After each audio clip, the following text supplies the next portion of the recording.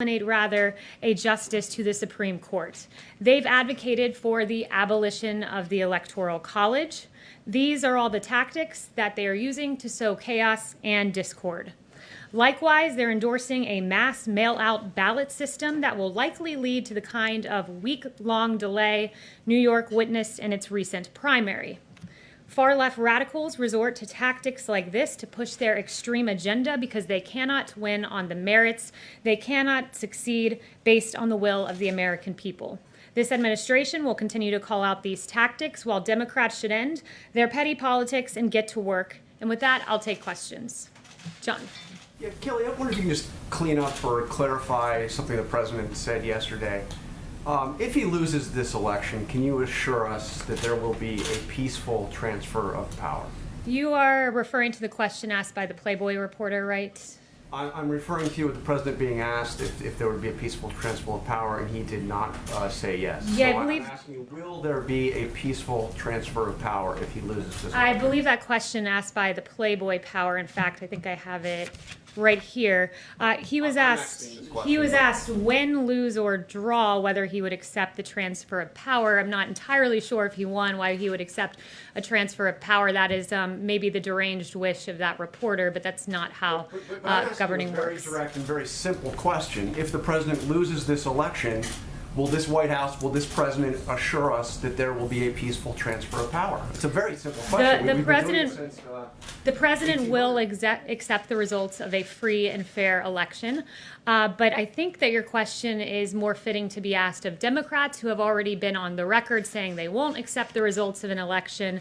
In fact, I have several of them here for you. South Carolina Democrat Jim Clyburn has said that Trump is not going to win fairly. Senator Barbara Boxer has said that the only way Trump will win is to steal it. That's according to Democrat Senator Barbara Boxer. The Washington Post has noted, they have a headline, Democrats may not trust the results of the election if Trump wins. And then you have that beautiful quote from Hillary Clinton that Joe Biden should not concede under any circumstance. So I think your fitting is a fitting question for Democrats. Yes. Kayleigh, just to understand this clearly, are the results legitimate only if the president wins? The president will accept the results of a free and fair election. He will accept the will of the American people. So for clarity, if he loses and it's free and fair, he will accept it? I've answered your question. He will accept the results of a free and fair election. Let me ask you about Breonna Taylor, if I can, right now. First of all, just a little housekeeping. Has the president spoken to the family of Breonna Taylor? I'm not aware of any conversation that they've had, but our hearts do go out to her family. Has the president spoken to the officers who were shot last night in Louisville?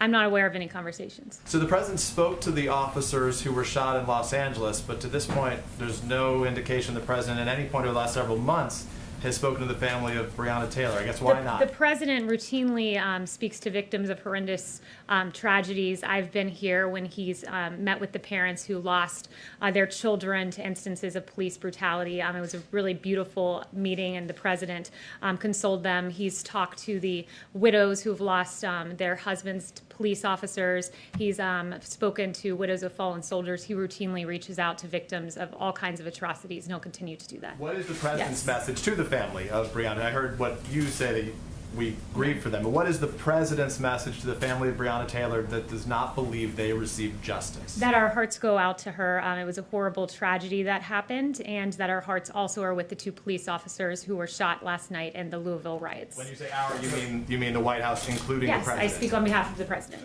Yes. His thoughts. Go ahead. I am the president's spokesperson. I speak on his behalf, Peter. In fact, one of the aides just said that the Ben, president was his go own spokesperson, which is why I asked. But go ahead. So, Kayleigh, yesterday when the president said, get rid of the ballots, there won't be a transfer, frankly, there'll be a continuation. Which particular ballots is he talking about wanting to get rid of, and why does he think that would help him get elected? The president wants to get rid of mass mail-out voting, and that's not because he said clearly that that could go either way. It could damage either candidate's chances because it's a system that's subject to fraud. In fact, in the last 24 hours, police in Greenville, Wisconsin found mail in a ditch, and it included absentee ballots. And also, I can confirm for you that Trump ballots for the president were found in Pennsylvania, and I believe you should be getting more information on that shortly. Here in the last 24 hours, they were found cast aside. So why in the past hour did the president tweet out, vote by mail ballots in my home state of Florida begin going out today? Make sure to request yours, fill it out, and send it in.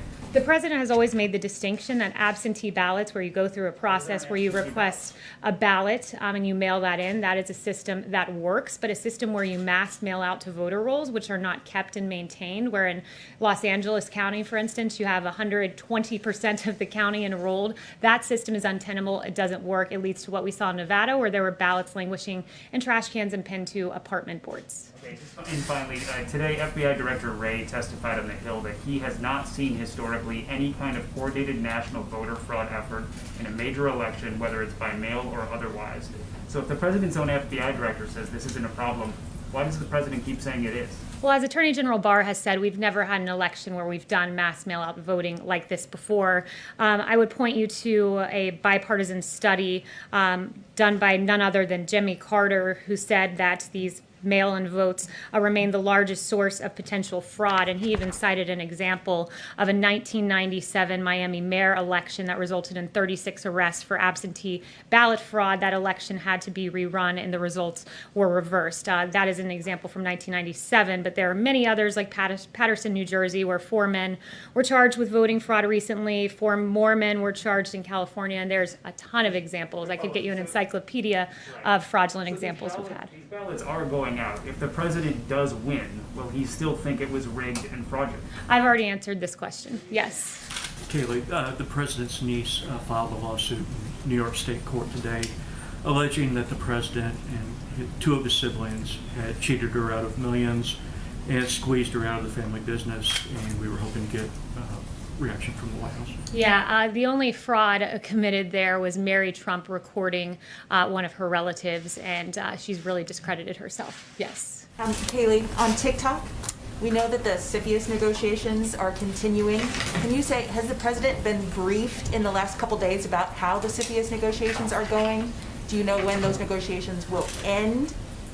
Yeah, not that I'm not aware of his briefing schedule with regard to TikTok, but what I can say is what the president has said, which is that any deal has to be 100% as far as national security is concerned. And I'd refer you to his comments as well as of those from the Department of Treasury for any further specifics. I'd refer you there. Yes, Jeff. Thank you, Kayleigh. The president suggested yesterday that he might overrule stricter standards at the FDA on the coronavirus vaccine. Why would the president not want strict standards for a vaccine on the coronavirus? Well, the FDA does have strict standards. They are the gold standard with regard to vaccines. The president was referring to the normal interagency process that happens with guidance, and that includes running through the Office of Management and Budget. So that's standard operating procedure.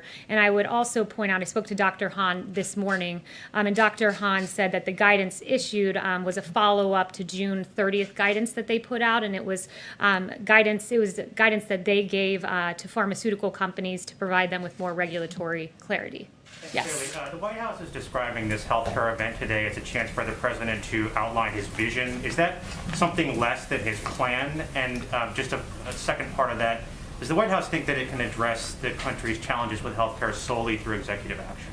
So the president will be laying out his healthcare vision today. I don't want to get ahead of exactly what that will look like. There will be some tangible actions taken, as well as the president really laying out, something that I think has been overlooked, the real contrast between what Obamacare gave us between 2013 and 2017 and what the president has delivered. And I think we have a graphic to that effect. I'm not sure if they were able to put it together in time.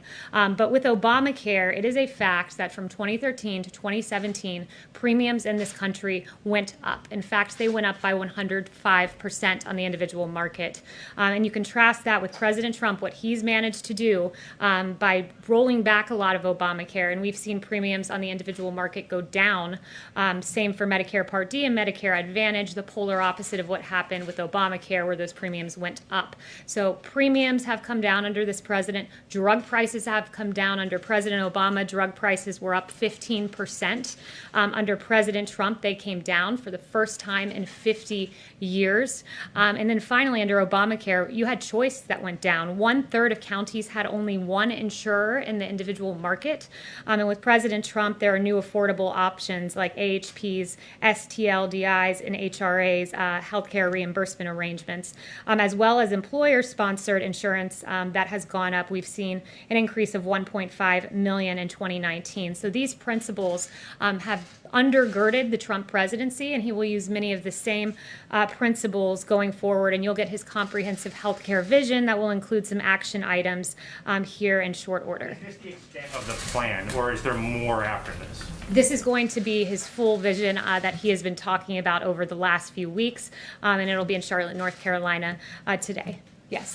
Thanks so much, Kaylee. I wanted to ask about the Supreme Court considerations. Has the president met with all the top candidates that are under consideration? Are there any others? Who else is he? Are there any others that he still plans to meet with? Judge Lagoa, for example, does he still plan to meet with Judge Lagoa? So I'm not going to get into the president's private meetings with these candidates. He's noted that there are 5 he's considering. They all fall in the same mold as textualists, originalists, Constitution-abiding judges. On another note, today at the Supreme Court, when the president approached, was paying his respects to Justice Ginsburg, there were some people in the crowd that started to chant to respect her wishes, to uphold her wishes. Do you have some thoughts on those chants, which also, included vote him out? Yeah, I think the chants were appalling, but certainly to be expected when you're in the heart of the swamp. I travel with the president all across the country, Pennsylvania, North Carolina, Florida, Nevada, and everywhere we go, the streets are lined with support like I don't think any other president has had previously. But with regard to precedent, as I've noted before, 29 times has an appointment been made in an election year, 29 times, and that was all 29 times when there was a vacancy at hand. So the precedent is very much on our side here. And I would also note the hypocrisy of Democrats. Joe Biden saying, I would go forward with the confirmation process as chairman even a few months before an election. Barack Obama saying, fill the Supreme Court vacancy when it was his tenure. And you had Kamala Harris saying as well that Senate GOP is holding SCOTUS hostage for political gain. Join me in calling them to consider President Obama's nominee. So they've really flipped here because the precedent is on our side and their hypocrisy is on full display. Yes. The former number 2 of the Joint Chiefs of Staff, Paul Selva, who served under President Trump, he and 500 other national security and military leaders, they endorsed Joe Biden today. Do you guys have a comment on that, given that it doesn't seem like Jim Mattis and Joe Dunford, who also served under the president, are rushing to support him this election?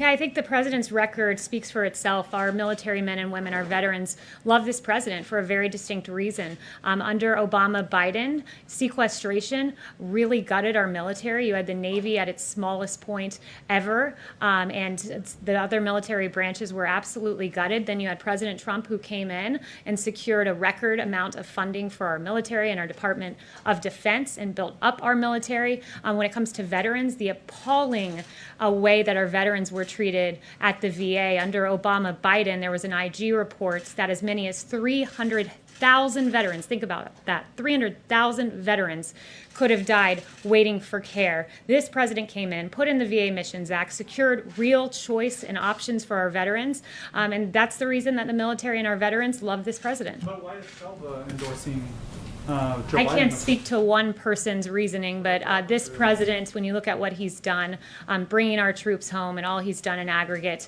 the rank and file in this military love this president. Yes. Thanks, Kaylee. 2 quick follow-ups on what's been discussed earlier. Does the president still have confidence in the FDA commissioner based on his comments yesterday? There are no changes. Dr. Hahn is FDA commissioner, so yes. And then to follow up, you said that you thought the chants outside the Supreme Court this morning were appalling. Is there any issue with people peaceably demonstrating and chanting at the president? No, of course. Everyone has a First Amendment in this country, but I thought it was an appalling and disrespectful thing to do as the president honored Justice Ginsburg. Yes. What was the emergency call the president left yesterday's briefing to take? I'm not going to get into a readout of the president's calls, but he regularly takes very important phone calls. Yes. Thank you, Deborah. What is the likelihood that Sudan will be the next country to recognize Israel? And are there any new developments that you're expecting after the Emirates and Bahrain recognized Israel? So the president has noted that there are several other countries that want to make agreements of this sort. I won't confirm exactly which country will be next, but rest assured the world has looked at what this president did. Historic agreements between the UAE and Israel and Bahrain, and you see deals like you haven't seen in a quarter of a century. It was 26 years between the second and the third deal, and just 29 days between the third and the fourth. This president's the only president to have overseen the normalization of relations between Israel and two Middle East countries. To have two on his watch is a really big deal, and no wonder two Nobel Peace Prize nominations as well. Yes, Lily. Yeah, thank you. What's the status of coronavirus vaccination this year? Do you expect this to be available before Christmas? We do expect to have a vaccine by the end of the year. That has always been the goal, and we are still on track for that. It's very important that what the president has done with regard to commercial level manufacturing. As Dr. Salawi told me, the fact that you have scaled up to manufacture these vaccines in advance is something that this president has done, because he's a businessman and thinks through exactly how to get a safe and effective vaccine delivered at record speed, and part of that has entailed manufacturing in advance. And to do this, it normally takes years to scale up to commercial level production, but this president has done it in just a few short months. And if we have this vaccine by the end of the year, it will be the fastest pace for a vaccine for a novel pathogen in history. Yes. Thank you, Kaylee. I wanted to go back to mail-in voting for just a bit. Right now, 5 states conduct elections entirely by mail-in prior to the pandemic, with no cases or no major cases of fraud. Does that success not give the president confidence in mail-in voting? So those states have had time and a history of doing having a workable system, and one that has been done for many years, for many election cycles, to move the entire country to mass mail-in voting all at once and have an entirely new system, and do that in just a few short months is an untenable and an unworkable proposition, and one that has shown to not work well at all, especially when you look at the disenfranchisement, which I think is really troubling when it comes to mass mail-in voting. In 2016, you had 1% of ballots thrown out, absentee ballots, that amounted to 319,000 votes thrown out. And if you have the entirety of the country voting by mail, you can imagine that number would be many folds higher than that. And you look just in the primary, where you've seen states try to move to this mass mail-in system. There were 100,000 ballots rejected in California, in New York City. 1 in 5 mail-in ballots were rejected. And as a former DOJ voting rights official said, it's nuts. That is just way too high when 1 in 5 voters, because of mass mail-in voting, have their ballots thrown out. You said it's the Yes. whole country, obviously it's only Chanel. states, though, right? Thank you, Kaylee. Yesterday, the Senate released an 87-page report on Hunter Biden and Joe Biden's dealings across the border with Ukraine and with Russia. Specifically, it showed Hunter Biden supporting Russian prostitution, human trafficking, and receiving $3.5 million from Moscow. Question to you is, does the White House have any intention of helping the DOJ should an investigation be opened up on the Bidens? And number 2, do you have a response to Rudy Giuliani yesterday telling us that this should immediately disqualify Joe Biden from his candidacy? Yeah, that was a very troubling report. I'll leave it to the DOJ as to how they move forward. But I mean, I think this New York Post cover says it all. I heard so much about Russia collusion, but it appears the only collusion going on was between Hunter Biden, as he accepted $3.5 million from the wife of the Moscow mayor. Very troubling indeed. And in addition to that, Ukraine money as well. And it's good that the Senate looked into that. But finally, I would like to note the situation in Louisville, Kentucky last night. There were reports of vandalism. There were nearly 100 arrests, and the Trump administration urges calm and reminds those who wish to have their voices heard to do so peacefully. You have a right to peaceful protest, as outlined in the First Amendment. And the Attorney General, Daniel Cameron, said, if we simply act on emotion or outrage, there is no justice. Mob justice is not justice. Justice sought by violence is not justice. It just becomes revenge. And you contrast his message with that of CNN's Breonna Keeler, who said, I question the judgment of the Kentucky Attorney General saying that mob justice is not justice. We know that this is very loaded language. That's an appalling statement from Breonna Keeler at CNN. And what is outrageous about this take is that mob justice is not justice. Hours later, after this comment was made on CNN, 2 police officers were shot. This is not justice. This has nothing to do with politics. It has everything to do with the value of human life and the safety and security of our American cities. And across the country, we've seen our police officers come under fire in the line of duty. In Los Angeles, there was an ambush attempt on 2 police officers. In Phoenix, a U.S. Marshal was ambushed and shot outside a federal courthouse. In Linwood, California, a suspect approached a patrol car and fired a handgun into the passenger side window. And in Suffolk, Virginia, a suspect opened fire on a marked police car, hitting the vehicle 3 times. Our police officers deserve our respect, and the violence that is being committed towards them, and this was just in the last week and a half, is outrageous. And the words of CNN and of Breonna Keeler are outrageous, irresponsible, and we should never hear statements like that followed by hours later 2 police officers being shot.